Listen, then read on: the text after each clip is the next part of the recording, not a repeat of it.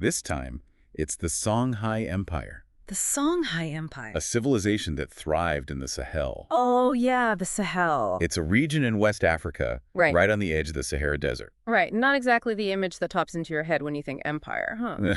Not really. Yeah. Lush landscapes and fertile valleys come to mind, not exactly a harsh desert. But the Sahel was the birthplace of incredible wealth, trade networks that stretched for miles, and really vibrant cultures. So this empire, it rose from a place we might consider pretty unforgiving. Can you set the scene for us? Like, geographically, what are we talking about? Well, picture the Sahara, this vast and unforgiving desert, and then just south of it, that's the Sahel. Okay. It's this band of grasslands and scrubland, and the Niger River cuts right through it. The Niger River? Yeah. You know, the Sahara forming actually played a huge role in how people and resources were concentrated along that river. Oh, interesting. It kind of created the perfect environment for empires to pop up. Perfect for empires to pop up. So I'm sensing a theme here. Is this where the idea of the imperial cycle comes in? You got it. It's a pattern we see again and again throughout history. Yeah. Empires, they rise, they expand, eventually they weaken, and then they collapse, and then new powers come up in their place. Oh, okay.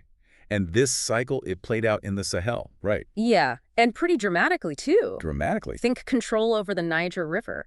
Whoever controlled that and those trade rights, well, they held the power. They held the power. Okay, so trade routes are a big deal. Absolutely. But we're talking about a time long before cars or trains or even proper roads. Yeah. Think caravans, but not just a few camels. We're talking thousands of camels. How's this? Crossing that scorching Sahara, loaded down with goods, and they created this network that connected West Africa to the Mediterranean. That's incredible. Can you imagine the logistics involved? Yeah, resilience was key. Resilience. Absolutely. So what were these goods that were so valuable to be traded across such distances? Yeah, what were they trading? Gold, of course. West Africa had tons of it, and the Mediterranean world just couldn't get enough. Right, classic supply and demand. Yeah.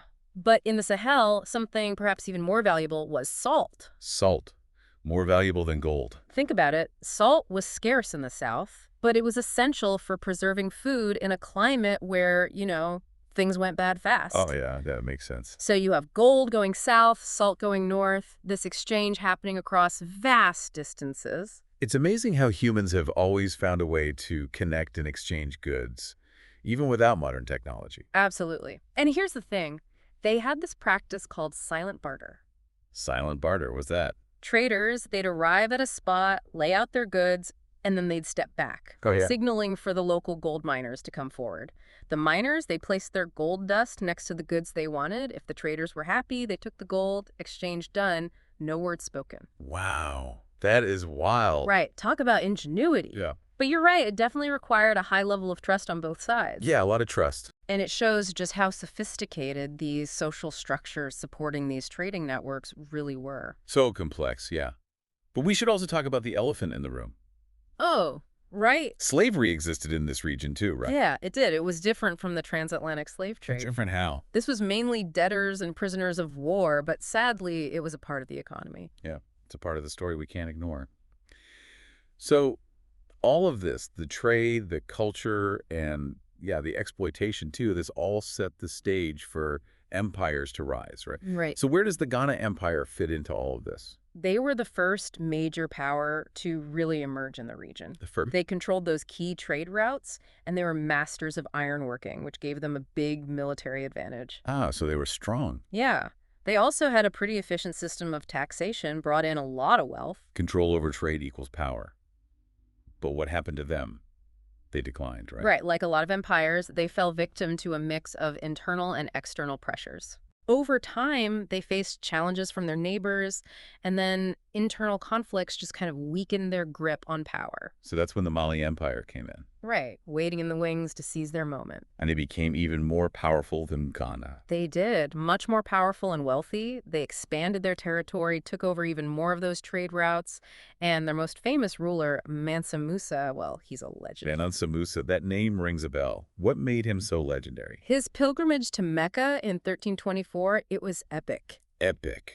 How so? Well, his caravan was massive. It was just lavish, tens of thousands of people, soldiers, servants, scholars, tons of gold, and all sorts of precious goods. Wow, that's more like a migrating city than a pilgrimage. It really was, and it had a huge impact everywhere he went. Like what? Mansa Musa was incredibly generous, just showered people with gold and gifts. Okay. But he spent so much that he actually caused inflation in some places. Wow, talk about an unexpected consequence. I bet stories about this gold-laden king Mhm. spread far and wide. Yeah, they did. But Mansa Musa wasn't just about extravagant displays of wealth. What else did he do? He was really instrumental in spreading Islam throughout West Africa. Oh, Built mosques, established Islamic schools, brought back all these scholars and architects, really changed the intellectual and cultural landscape of his empire. he sounds like quite a complex figure. Devout Muslim, shrewd ruler, patron of the arts, and could apparently disrupt an economy with his generosity. Yeah, that's Mansa Musa for you. Truly a remarkable figure in African history. But even Mansa Musa couldn't escape the cycle. You know it. After his death, Mali experienced the same old patterns, succession crises, internal conflicts. Their power just gradually eroded. And that's when the Songhai, our main subject, stepped in, Yeah, they were waiting for their chance. waiting for their chance. So how did they manage to topple an empire as strong as Mali? They were smart. Initially, they were just a small state within Mali. But they watched as Mali weakened, and they took advantage. They started expanding their territory, built up their military, and they made their capital in the city of Gao. Gao, that's a name to It remember. was a bustling trading hub right on the banks of the Niger River. Back to that Niger River again. Yeah, Gao's location was key. It was this perfect spot on the Niger, essential for trade and transportation. Strategically important. And it became a real melting pot, blending Islamic traditions with the existing West African ones. It sounds like a really fascinating city. Oh, it was. And it was in Gao that a new leader emerged, Sunni Ali. Sunni. Now, he was a bit of a controversial figure, wasn't he? He was a brilliant military strategist, but a controversial reign for sure. What made him so controversial? Well, he was all about expanding the Songhai Empire. Okay. Conquests, building a powerful cavalry, a navy to control the Niger River. He even employed some pretty ruthless tactics. Sounds like he was a force to be reckoned with. Eh. But what sparked the debate around him? His military successes were incredible, no doubt, but he was harsh. Harsh. How so? He ruled with fear and intimidation, and he really went after scholars and their learning. He even destroyed books in Timbuktu, persecuted intellectuals. Wow, that's a pretty big contrast. Expanding the empire on one hand, but then suppressing knowledge on the other. Yeah, and that tension within his rule, it had big consequences for the Songhai. I bet. Sounds like his actions might have set the stage for some instability down the line. Exactly. While he won battles, he also planted the seeds of discontent. Okay. And simmering unrest, well, it often leads to change. Yeah, often leads to change. Speaking of change, this is where Askiya Muhammad enters the scene, right? Askiya Muhammad, that's right, a name destined to clash with Sunni Ali's. Sunni Ali, remember him? The warrior king expanded the empire, but also sparked that controversy with his harsh rule and persecution of scholars. Right. A good reminder that even the most successful leaders can have flaws that might create vulnerabilities. Exactly. And that's where Askiya Muhammad comes in. Askiya Muhammad, he was a high-ranking official in Sunni Ali's court, right? He was, but there was a lot of tension between them. Oh, how so? Askiya Muhammad, he had a different vision for the Songhai Empire, one based more on diplomacy, religious scholarship, a more inclusive way of governing. Okay, so a clash of ideologies was brewing within the empire itself. This Sunni Ali, he sounds pretty intimidating. How did Askiya Muhammad even challenge him? Well, when Sunni Ali died in 1492, the circumstances were a bit murky. Moki, what do you mean? Some say he drowned, flash fled, others whispered about plots, more sinister stuff. Intrigue. Yeah. But however it happened, his death left a power vacuum, and Askiya Muhammad was ready. Ready to step in. You got it. Yeah. But it wasn't that simple. It never is it? Nope. Sunni Ali's son, Baru, he was the heir, and he wasn't giving up without a fight. So a battle for the throne. You know it. The Battle of Anfao, it would decide the fate of the Songhai Empire. Okay, give us the rundown. What happened? This battle, it was a real turning point. Askiya Muhammad, devout Muslim, remember, he rallied his supporters with this idea of religious piety and reform. Fine move. He positioned himself as the champion of the scholars that Sunni Ali had persecuted, and he promised a more just rule. Classic power struggle, reformer versus the iron fist. You got it.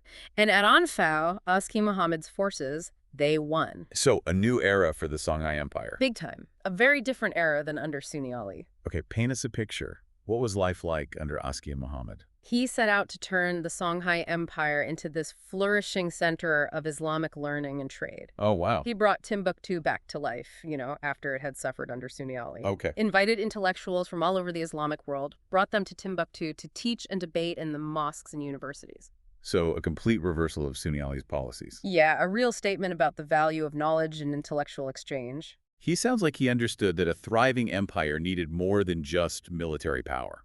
Absolutely. But he was also a savvy administrator. Oh, so. Implemented all these reforms, standardized weights and measures to make trade easier, streamlined tax collection. So he was organized. Very organized. He knew a well-run empire would be a powerful one. A multifaceted leader, religious reformer, patron of learning, savvy administrator. Sounds like he had big plans. He did, and he wasn't just focused on internal affairs. What else did he do? Military campaigns, expanded the empire even further, secured those vital trade routes, brought in even more wealth. So not afraid to use force when he had to. Right. But it seemed like he preferred diplomacy, strategic alliances. So did this balance of power and prosperity last? For a while, his reign was long, almost 40 years. It's often considered the golden age of the Songhai Empire. The golden age. But like all empires, I'm guessing they faced challenges. Of course. As Askiya Muhammad got older, well, that same problem cropped up again, succession. Oh, not another power struggle. Unfortunately, it's a common theme, isn't it? It does seem to be a recurring theme. So did Askiya Muhammad learn from his predecessors? Well, that's the thing. He had a lot of sons, and as his health declined, the tension just grew. Oh, I can see where this is going. Yeah. Each son, they all wanted the power, that inheritance, that vast The empire. recipe for disaster. Pretty much. And Askiya Muhammad's eyesight, it started to fail him. Oh, no. Rumors spread about his sons, their schemes, ambitions, and that just destabilized the empire even more. Internal divisions, power-hungry heirs, a weakening ruler. Sounds familiar. It's a pattern. Ah. And then one of Askiya Muhammad's sons, Musa, he decided he wouldn't wait. Oh, no. What did he do? Seized power. Bold move, forced Askiya Muhammad into exile. Exile. Yeah, on an island in the Niger River. That's cold. It was ruthless. Yeah. And it set off this chain reaction, instability, conflict. His brothers, they resented him. They felt they had a better claim to the throne. It's a civil war. Full-blown civil war. Yeah. Weakened the empire from the inside, left it open to threats from outside. So internal divisions can be just as dangerous as any enemy. They can be. And for the Songhai, it was a perfect storm of challenges brewing, challenges that would test their resilience and ultimately decide their fate. We're back and ready to uncover the final chapter of the Songhai Empire. Last we left off, Askiya Muhammad's son Musa had seized power and things weren't looking so good. A civil war had broken out. Yeah, Musa's reign, it was short, just 2 years. 2 years. But brutal. He did a lot of damage in those 2 years, fractured the empire, resources were depleted, and the people, they were disillusioned. It's amazing how quickly internal strife can weaken even a powerful empire. Right. So what happened after Musa died? Was there anyone who could pull the Songhai back together? Well, there was a glimmer of hope when another of Askiya Muhammad's sons, Askiya Ismail, he took power. Askiya Ismail. He tried to restore order, even brought his father back from exile. Oh, wow. But that cycle of violence, it's hard to break. It's like a wound that just keeps reopening. Exactly. And then, as if things weren't bad enough, a new threat popped up in the north. The Kingdom of Morocco. Morocco. What did they want? Were they just being opportunistic, or was there more to it? They wanted the Songhai's wealth, especially those legendary salt mines of Tagaza. Salt mines. Yeah. Plus, they thought, wrongly, that there were huge gold reserves hidden in Songhai territory. But what really gave them the upper hand was new technology, gunpowder. Gunpowder. That changes everything. Total game changer. The Songhai, with their traditional weapons, they were about to face something they'd never seen before. It's almost unfair, like bringing a knife to a gunfight. You got it. The Moroccans, led by Judar Pasha, he was an interesting guy, rose from slavery to become a brilliant military leader. From slave to conqueror, that's quite a story. It is. Anyway, Judar Pasha, he set his sights on conquering the Songhai Empire. And I'm guessing gunpowder played a key role in his strategy. Absolutely. He had this small but very disciplined force armed with muskets and cannons, and he knew how to use them. Can you imagine being a Songhai warrior facing these weapons that could kill from a distance? terrifying. Yeah, it must have been. The big showdown, the decisive battle, it happened in 1591 at Tondibi, near Gao. Tondibi. The Songhai, led by Askiya II, they had way more soldiers, but those muskets and cannons, they were just devastating. So despite their bravery, the Songhai were outmatched. Technology can really shift the balance of power. It definitely can. Mm. So what happened after the Moroccans won at Tondibi? Judar Pasha, he wasn't messing around. His forces, they went on to sack Timbuktu and Jan, looted everything, burned libraries. The libraries. Yeah, the great intellectual legacy of Timbuktu, all those manuscripts, centuries of knowledge just gone. What a loss. It's a reminder that even the most advanced civilizations are not immune to destruction. And sadly, the fall of the Songhai, it opened the door for the transatlantic slave trade. Oh, wow. European powers moved in, took advantage of the fractured states that were left behind. The exploitation just continued. So the impact of the Songhai's collapse, it resonated far beyond their borders, right into our world today. Exactly. It's a reminder that events are interconnected, how human ambition and, human folly have a lasting impact. But even in this tragedy, there's a story of resilience, right? Yeah, absolutely. The Songhai people, their culture, their traditions, they didn't disappear. They lived on. Their music, their art, their stories, they survived, passed down through generations, kept the spirit of the Songhai alive. And what about those manuscripts from Timbuktu? Are they lost forever? You know, it's amazing. A lot of them actually survived, hidden by families who knew their value. Wow, really? Yeah, and in recent decades, they've been resurfacing, giving us this glimpse into the brilliance of the Songhai. That's incredible, real testament to the power of knowledge and the will to preserve it. What are the big takeaways? What can we learn from their story? I think it reminds us that no empire, no matter how mighty, is invincible. Internal weaknesses, external pressures, they can all bring an empire down. Yeah, the Songhai, they show us what happens when you don't have a clear succession plan, when internal divisions take over, and when you fail to adapt to new technologies. And it also highlights how important it is to invest in knowledge, culture, education. The Songhai, especially under Askiya Muhammed, they really thrived when they embraced learning and scholarship. And even though Timbuktu's library suffered, those surviving manuscripts show us that knowledge, once created, has a way of coming back. It's a powerful message, the endurance of ideas, the human spirit fighting to preserve them. It really is. Well, we've reached the end of our journey into the Songhai Empire. I hope you've gained a new appreciation for this incredible civilization, a better understanding of the forces that shape history, and a reminder that we can learn so much from the past. If you enjoyed, please like, subscribe, and tell your friends. Until next time, keep exploring, keep asking questions, and keep learning.